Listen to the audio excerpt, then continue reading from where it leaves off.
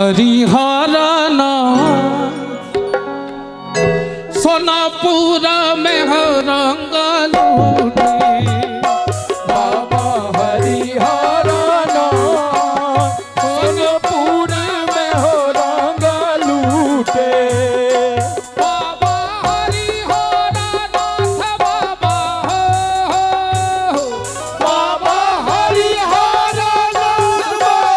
हरिहरना सोनपुर में हो रंग लूटे बाबा हरिहरना सोनपुर में हो रंग लूटे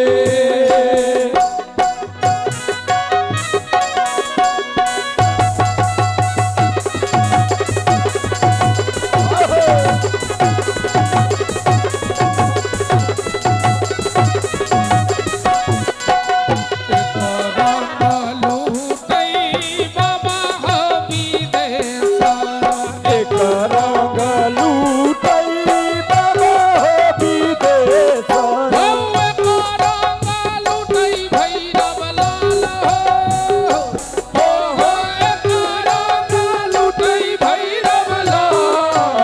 सोनपुर में हो रंग लूटे बाबा हरिहरना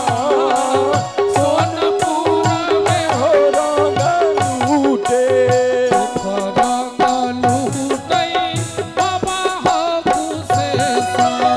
एक रंग लूटई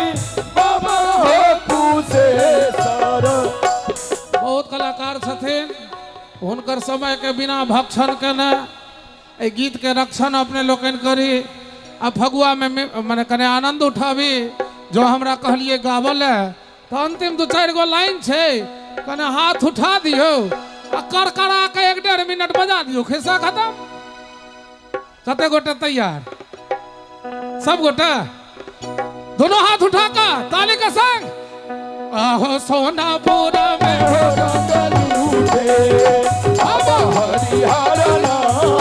सोनपुर में हो रंग लूटे बाबा हरिहरना बाबा बाबा हरिहरना बाबा हरिहरना की चाहे छिए वह जत बेसी होए कनी करकरा के होली में दोनों हाथ उठा का आहो सोनापुर में हो रंग लूटे बाबा हरिहरना सोनपुर में हो रंग सोनापुर में हो सोनापुर में हो रंग लूटे बोले श्यामति रामचंद्र की जय